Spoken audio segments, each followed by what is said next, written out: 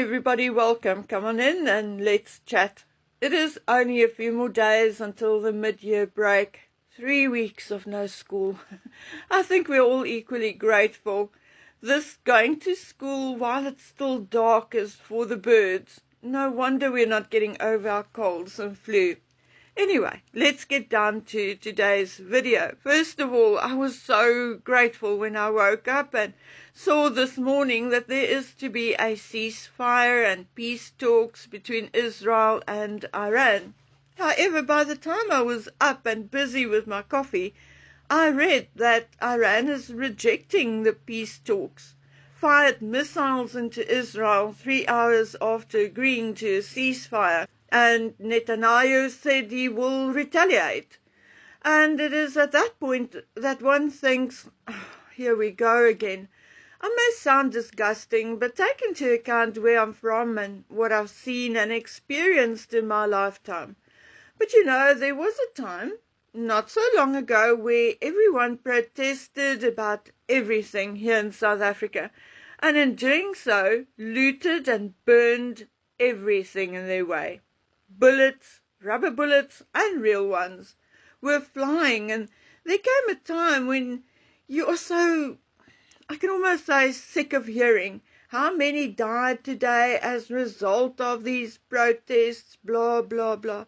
It just went on day after day after day until there came a time where I felt like saying, put a fence around them and let them fight it out. Of course, I guess it's not practical in modern war, but honestly, sometimes I think people are more chaotic and irrational than animals. I keep up with the news, but honestly, when it comes to this type of thing, I prefer to stick my head in the sand and pretend it's not happening. I watch my grandchildren, I watch my dogs, catching a snooze on my bed, and my heart aches for the children and animals in these war-torn areas. I mean, God, do they even know what they are fighting about anymore? Anyway, going back to our usual fare, I have not finished watching Thomas Markle Jr.'s video, and I will later, but before I do, I want to give you my opinion. But first, I want to take you into the realm of the aging narcissist. You see, it is said that certain types of narcissists are likely to mellow with age. For instance, a covert narcissist may very well mellow with age. But Meghan Markle is definitely not a covert narcissist. I'm no expert, but from everything I've seen and heard and learned over the past 7 years, I'm almost sure she is a malignant narcissist. And if someone should tell me that she is a sociopath or borderline schizophrenic, I would believe that too. But anyway, let's quickly look into what changes as a narcissist grows older, meaning the ones who do not mellow. As they grow older, they become more stubborn, insisting that their way is the only correct way. Although they were already sensitive to criticism, they will become even more so. Every gentle suggestion or perceived slight will be met with hostility, stonewalling, or denial. They will also take advantage of others, exploit others as justified or as something owed to them. They will glorify their past and life events and paint a grandiose picture of their history. Their lack of empathy will intensify. Obviously, Meghan is not there yet, but as they grow older, they do become more dependent on others due to age or health. They will remain nasty or critical of those who actually help them.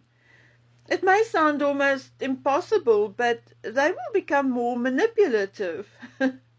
I'm sure you can hear Meghan saying to Harry or one of the children, "I gave up my career for you. The least you can do for me blah, blah, blah, blah, and she'll come up with something they need to do for her. They grow even more suspicious and paranoid.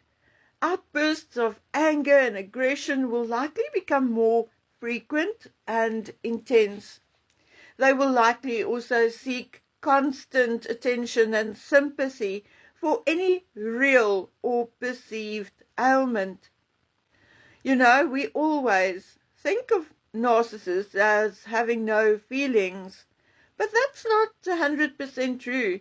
What is true is that they have no conscience, no empathy, no love when it comes to others. They do, however, experience feelings of jealousy, anger, adoration, and many others when it comes to themselves. Now remember, for years and years and years, they do horrible things to others. And believe it or not, but narcissists mostly know the difference between right and wrong. It's just that they don't care.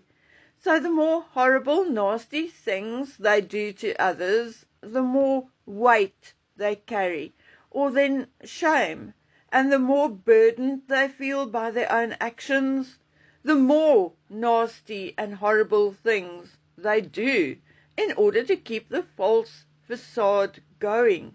And they can do that because, remember, they, the narcissist, is always the victim. They were treated horribly, so they retaliated in a moment of weakness, or they were forced somehow to do what they did. There's always an excuse. It's never their fault. And this I heard under very different circumstances from a very good psychiatrist years ago, but it's also very applicable. The more they get away with their horrible behavior, the worse they get. So as they grow older and have never been held accountable, the worse they will get. Over the years, they also tend to cause people to back off from them. They lose family, friends, and sometimes even their partners and children. So as the years move along, they also have less and less supply. Now, if I'm right and Megan has sociopathic traits, I can tell you that things can get much, much worse.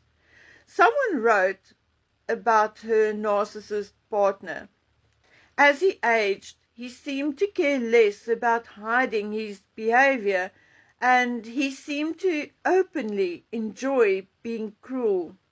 Another wrote about her mother. Nothing ever changed. She exploits, lies, throws tantrums, rages, abandons, pouts, defames, threatens, etc., and can sometimes even get violent. So, after all this, is Harry in danger? Well, I do not want you to rely on my opinion, so I'm going to tell you what Dr. George Simon has to say. Severe empathy impairment lies at the heart of malignant narcissism. Malignant narcissists simply don't care. But it does not mean that they can't feign care and concern. Still, because they don't really care about anyone or anything but themselves, they wantonly use and abuse others, and that is where the danger lies. He also states it is one thing to feel dominant and quite another to actively dominate, control, exploit, or otherwise victimize. Dr. Keith Campbell has defined malignant narcissism as the rare but dangerous combination of narcissism and sadism. For malignant narcissists, your pain is proof of their power. So is Harry in danger? Yes, I think he is. Maybe not at the hand of his wife per se, but definitely because of her actions. Meghan has by now contributed and often caused alienation between Harry and his family and friends. She has isolated him from everything he is known up to the age of 33. He's like a fish out of water, gasping for air.